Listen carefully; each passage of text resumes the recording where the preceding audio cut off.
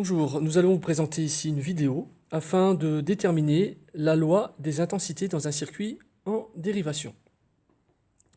Pour réaliser ce type d'expérience, il faut savoir réaliser un montage à partir d'un schéma. Utiliser un appareil de mesure, ici l'ampèremètre. Et enfin, tirer une conclusion à partir des mesures obtenues.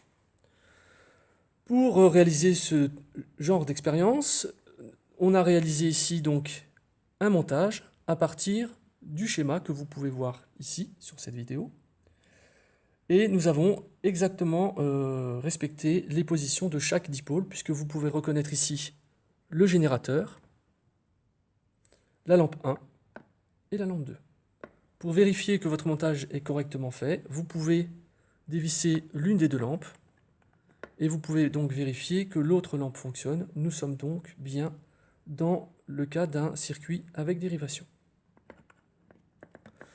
Pour déterminer donc l'intensité du courant électrique dans ce genre de circuit électrique, nous allons mesurer trois intensités.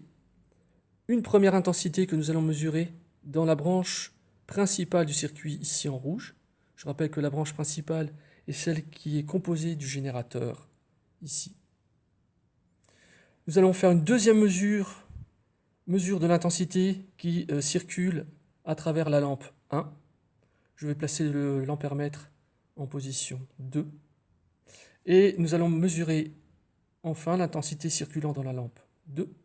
Et nous placerons l'ampèremètre à la position ici 3.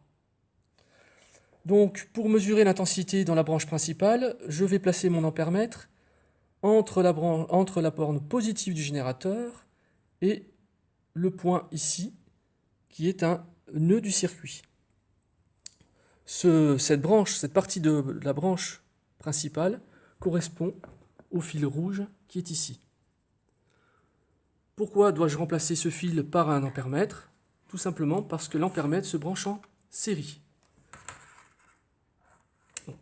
J'enlève le fil rouge qui est ici et je remplace ce fil par l'ampèremètre.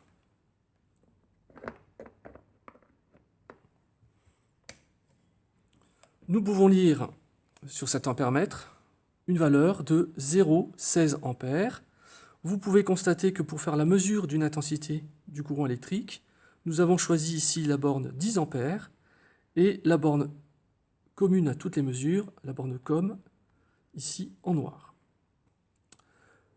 Peut-on avoir une valeur plus précise que 0,16 ampères? Eh bien, nous savons que 0,16 ampères correspond à 160 mA.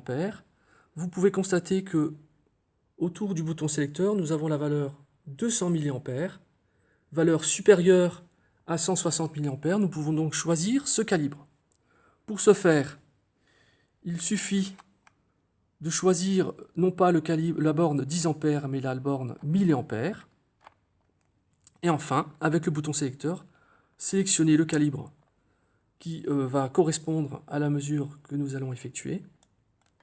Et nous mesurons ici une valeur de 154,2 mA. 154,2 mA. Nous allons ensuite effectuer une deuxième mesure, donc l'ampèremètre va être à la position 2. Vous voyez que cette position se trouve entre ces deux points caractéristiques du circuit que l'on appelle des nœuds. Comment reconnaître ces nœuds sur un circuit électrique? Eh bien, vous pouvez constater que ces nœuds sont représentés par deux bornes branchées l'une à l'autre. Alors, j'enlève mon ampèremètre, je replace le fil que j'avais précédemment enlevé, et je dois donc placer mon ampèremètre entre les deux bornes qui encadrent la lampe L1. Donc je vais placer ici mon ampèremètre.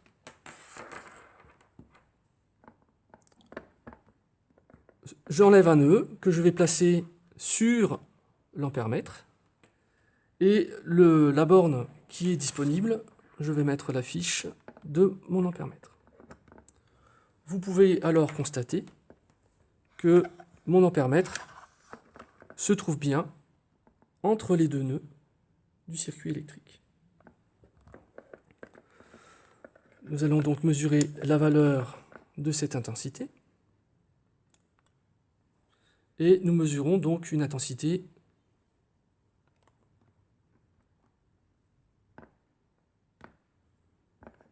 de 69,5 mA.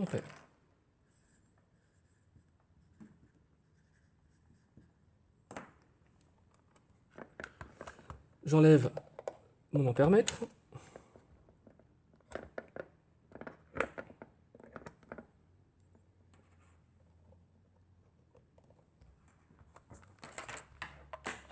Et je vais maintenant faire ma troisième mesure à la position 3. Donc la position 3 se trouve sur la branche représentée ici en bleu. Donc cette branche est ici. Et je vais donc mesurer l'intensité après la lampe 2, donc c'est-à-dire ici, sur le fil, dans le fil noir. Pour pouvoir mesurer cette intensité, j'enlève le fil noir et je place mon ampèremètre.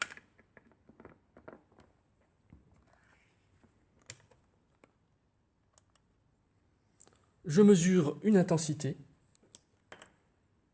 de 86,9 milliampères.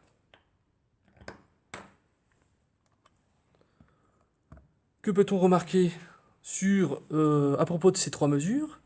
Eh bien, lorsque l'on fait l'addition de l'intensité I2 et I3, nous obtenons donc 9 plus 5, 14. J'ai une retenue. 9 et 1, 10 et 1, 6. Donc ça fait 16. Je pose 6, j'ai une retenue. Et 8 et 7, 15.